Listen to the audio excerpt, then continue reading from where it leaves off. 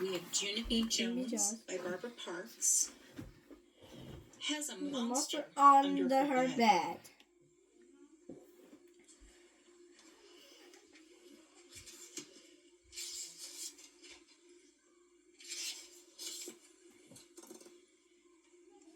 Chapter 1. The Cheese Man. My name is Junie B. The B stands for Beatrice. Except I don't like Beatrice. I just like B. And that's all. I am in the grade of afternoon kindergarten. Today, we get to go to school and take pictures at that place. School pictures is when you wear your bestest dress and you go to the cafeteria and a cheese man is there. He makes you say cheese. Only I don't actually know why.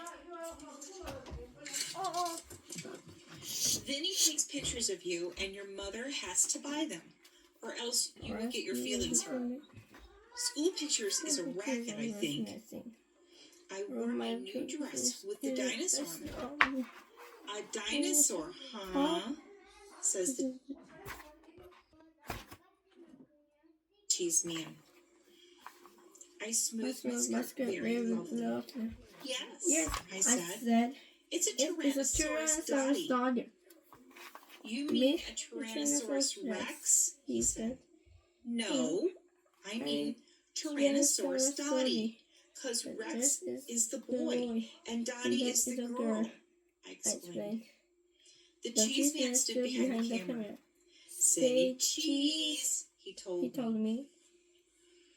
Yeah, only guess what? I don't actually know why I have to say the word. Because what's cheese got to do with it? I asked. Cheese makes you smile, said the cheese man. I shook my head. Not me. Cheese doesn't make me smile, I said. Because sometimes I eat a cheese sandwich for lunch, and I don't even giggle when I swallow that thing. The cheese man did a big breath. Could you please just say it? He asked. Yes, I said. I can please just say it. Only don't forget to tell me when you're ready. Because one time my grandpa Frank Miller was taking my picture, and he didn't tell me he was ready. And then one of my eyes turned out open, and the other one turned out closed. I made the face to show him. See my eyes? See how one of them is open and the other one is... All of a sudden, the cheese man took my picture. My mouth came right down at him. Hey, how come you did that? How come you took my picture? Because I wasn't even ready yet. The cheese man kept on clicking his camera. Pretty soon, he looked at the next person in line. Next, he said. I stamped my foot. Yeah, only I wasn't ready, I tell you. And so I need another turn, I said. Just then my teacher came over, and she pulled me away from there. She sat me next to her on a bench. Her name is Mrs. She has another name too, but I just like Mrs. Then that's all. Mrs. said, settle down to me. Then me and her watched the rest of the children get their pictures taken. My best friend named Lucille went next. She had a blue satin ribbon in her hair. My Nana says, this ribbon brings out the blue in my eyes, she told the cheese man. She opened them real wide. See them? See their color? They are robin's egg blue, with just a hint of lavender. The cheese man sucked in his cheeks. He was getting frustration in him, I think. Could you please just say cheese? He grouched. Lucille smiled real big with all her teeth. Cheese, she sang very loud. Cheese, cheese, cheese. Then she kept on singing cheese till the cheese man said, knock it off. After she was done, Lucille skipped over to me and Mrs. Did you see me? She asked. Did you see how good I said cheese? That's because I'm going to be a model when I grow up, so I already know how. She fluffed her fluffy hair. The camera is my friend, she said. My friend. Mrs. rolled her eyes way up the ceiling. I looked up there too, but I didn't see anything. After that, it was time for the class picture. The class picture is when all the room 9 lines up in 2 rows. The biggie kids stand in the back. And the shorty kids stand in the front. I'm a shorty kid. Only that is nothing to be ashamed of. I stood next to Polly Allen Puffer. He looked very admiring at my dinosaur dress. Dinosaurs bite people's heads off, he said. I didn't frown. Yeah, only that don't even scare me, 'cause there's no such thing as dinosaurs anymore, I told him. So, there's still such things as monsters that can bite your head off, says Polly Allen Puffer. A monster lives right under your bed, I bet.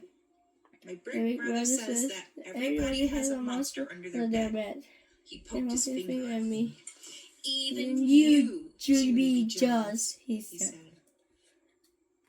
I got shivers on my arms. No, I don't not either. Polly Allen Puffer, I said. Yes, you do too, he said back. My brother is in 7th grade, and he says the monsters wait until you are asleep.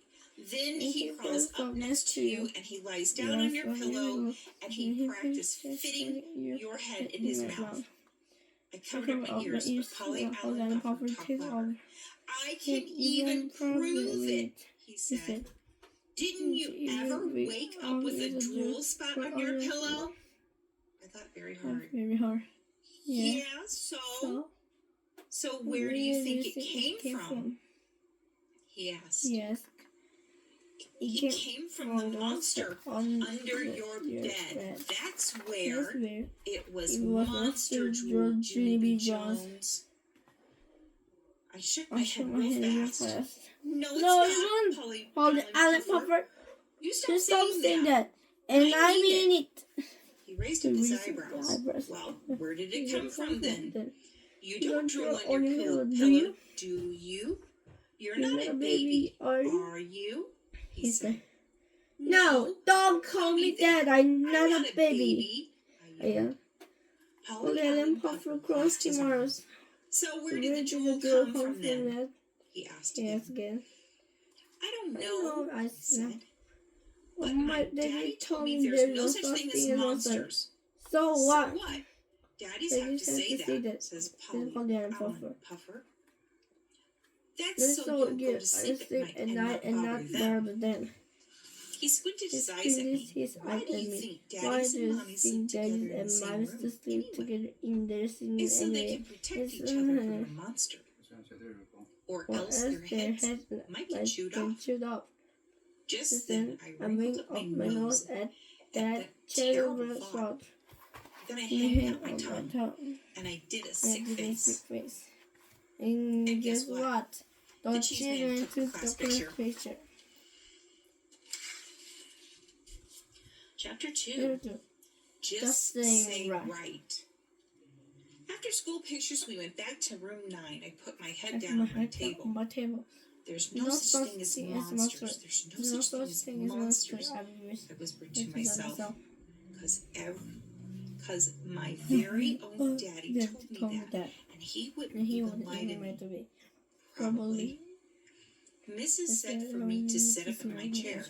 She passed out work for us to do. It was called printing our letters. Only I didn't actually feel like doing that. I tapped on my best friend named Lucille. Guess what, Lucille? There's no thing as monsters. There's really, really not. And so a monster doesn't even live under my bed, probably, right? Right, Lucille? Right? Shh, I'm doing my letters, she said. Yes, Lucille, I know you're doing your letters. Only I just want to tell you about the monster, because he's not even real, right? Lucille didn't say right. How come you're not saying right, Lucille? Just say right. Okay. Just say monsters aren't real, and I won't even bother you anymore. All of a sudden, Lucille did a mad brush. Now look what you made me do, Junie B. You made me ruin my big G. I told you not to bother me. She quick grabbed her paper and ran to Mrs. to fix it. I tapped my finger on my table. Then I turned around and looked behind me. I smiled at the boy named Crybaby William. Guess what, William? There's no such thing as monsters. And so a monster doesn't even live under my bed. Probably. Right? William, right? William moved his seat away from me. I followed him in the chair. I'm right. Don't you think, William? A monster really doesn't live under my bed, does he? Plus also, he doesn't put my head in his mouth. William slid his chair away some more. I scooted after him. Just say right, okay, William? Just say there's a monster under my bed, and I will be on my way. William picked up his chair. He carried it all the way to the middle of the floor. That's how come I had to carry my chair to the middle of the floor, too. I sat down and smelled very sweet. Right, William? I'm right, aren't I? I said. Only too bad for me, because just then I felt hands on my shoulders. I looked up. It was Mrs. I did a go. Hello, how are you today? I said kind of nervous. Mrs. zoomed my chair back to my table. It was not fun. I quick picked up my pencil. Guess what? I'm going to do my work now, I said. Plus also, I'm not even going to talk, because I don't actually like anyone in this area. Mrs. tapped her foot at me. Love your shoes, I said really softly. Her foot kept tapping. Only just then, a very great thing happened. And it is called The Bell Rang for the End of the Day. I hurried about the door. Then me and my other bestest friend named Grace run to the bus together. Grace, guess what? There's no such thing as monsters, and so I don't even have one under my bed, probably. Right, Grace? Right? That Grace didn't say right. That's how come I grabbed her by her shoulders, and I jiggled and jiggled her. Because I was fed up with these people, that's why. How come you won't say right, Grace? How come nobody will say right? Because I'm getting at the end of my rope with this thing. That Grace took my hands off her. I can't say right because a monster really might live under your bed, Junie B. She said. My eyes got big and wide at her. No, Grace, no. Do not say that. Do not say a monster might live under my bed. Because that can't even be true. Or else I would have spotted that guy by now. No, you wouldn't, she said. My big sister said that monsters can turn themselves invisible when you look at them. And so that's how come nobody ever sees them. That Grace looked serious at me. That makes sense. Don't you think? Huh. Junie B. Right? Just then my throat got dry, and my stomach got the shakes. I looked out the window very upset, and I didn't say right.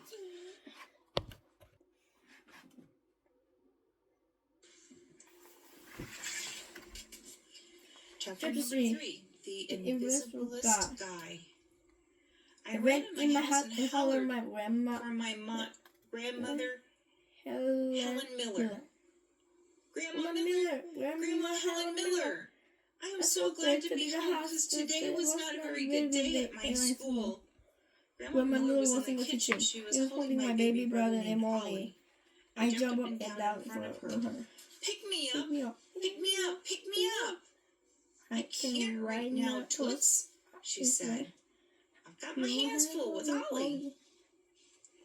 Yeah, only put him on the floor, I said, because I need a hug down here, Helen. Grandma Miller leaned down and hugged me. She said, don't call her Helen.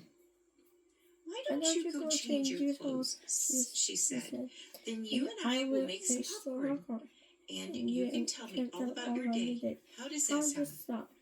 Just then my whole face got happy. Because popcorn is my most favorite thing in the whole wide world. Hooray! I shouted. Hooray for popcorn! I ran right to my room. Then I took off my shoes and my socks. And my feet did a happy dance on the floor. It was called the Happy Feet Popcorn Dance. They danced around and around. Also, they jumped on my head. And they sprang to the floor. And they did a giant twirly on my rug. I clapped my hands real joyful. Grandma, hey, Grandma, guess what? I'm having a good time here. And so I'm not even thinking about the monster under my bed. Just then, I did a go. Because I shouldn't have said that, I think. I looked at my bed kind of nervous. What if the monster's under there right this very minute? And what if he's looking at my pinky toes?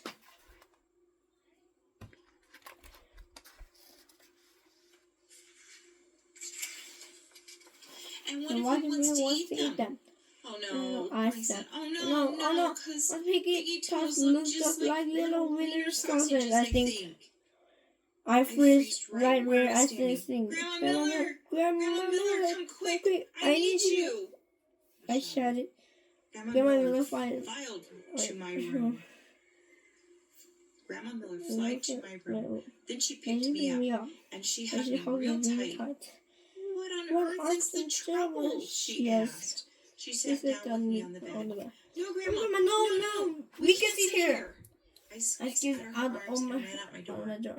There's a monster under my bed. I jumped up and down. Run, Helen! Run like the wind! Only Grandma Helen Miller didn't run. She just flopped back on my covers. And she closed her eyes. No, Junie B, please. We're not going through the monster business again, are we? We've talked about monsters before, remember? We decided that there was no such thing as monsters. Yes, but I have new information, I said. Because the monster's on my bed turned himself invisible whenever we look at him. Plus, at night, after my eyes are closed, he climbs up next to me and he puts my head in his mouth. Grandma Miller took a big breath. Then she went to the kitchen. And she brought back my daddy's flashlight. She shined it under the bed. No monsters, Junie B.